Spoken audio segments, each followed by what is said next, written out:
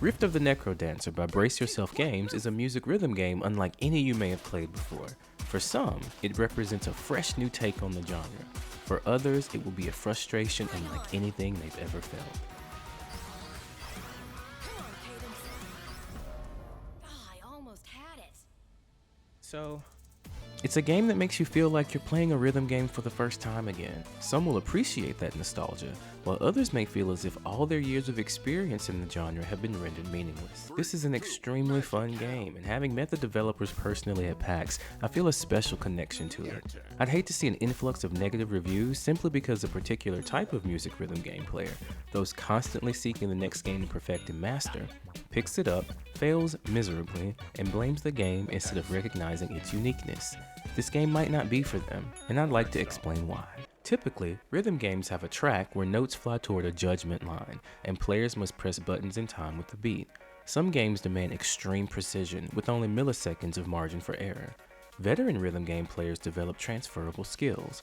Once you understand timing in one game, you can apply that knowledge to many others. The fun comes from discovering new games that introduce unique mechanics while maintaining the core experience of hitting notes in time. Rift of the Necrodancer takes a wildly different approach.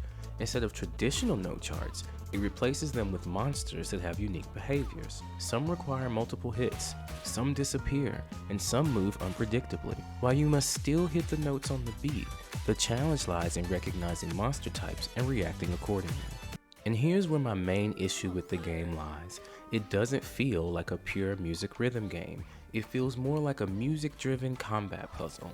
The experience is less about timing and execution, and more about learning enemy behaviors. Good work.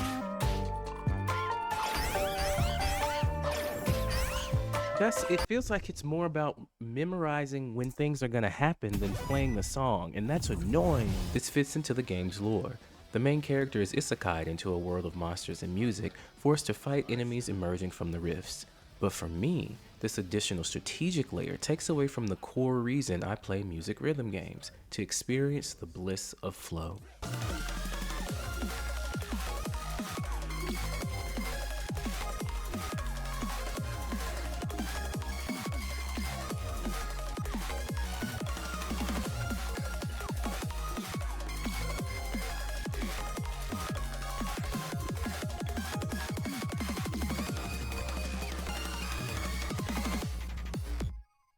What time is it?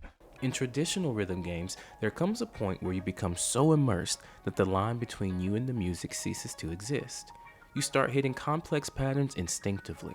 Your keyboard or controller becomes an extension of your will, and for a few minutes, everything else fades away. It's an indescribable euphoria. But in Rift of the Necrodancer, just as you're vibing, you get yanked out of that state because the zombie moves right instead of left.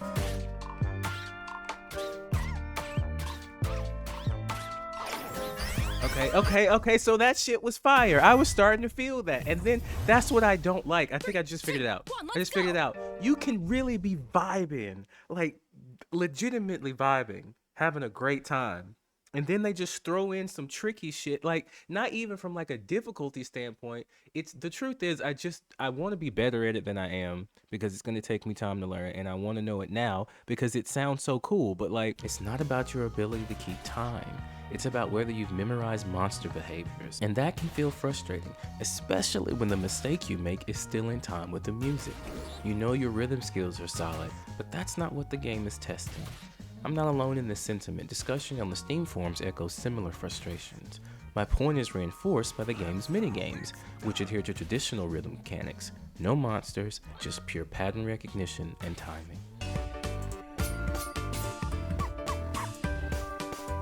Let's go.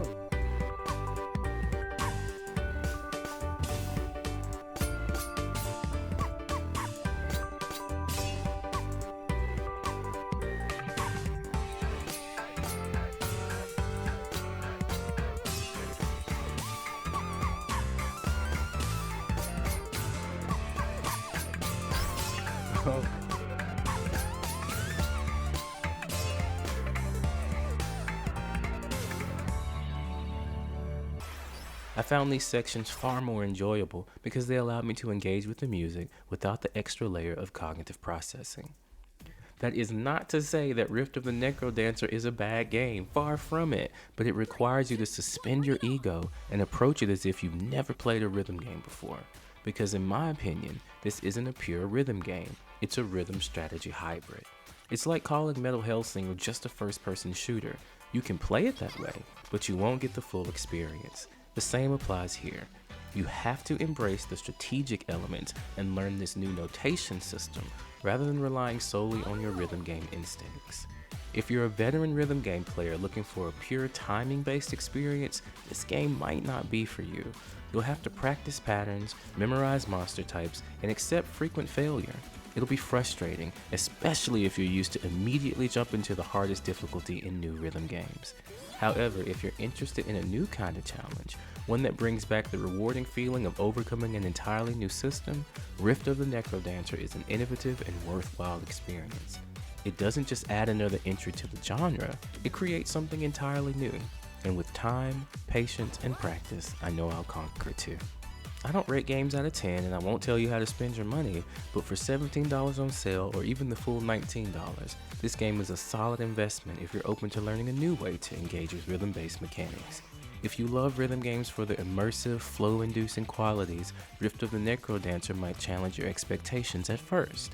But if you're looking for a music-driven combat puzzle that shakes up the formula, you'll find something truly unique here.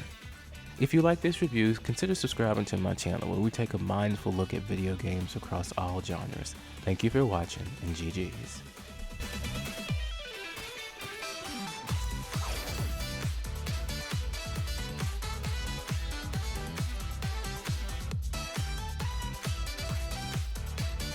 In the zone.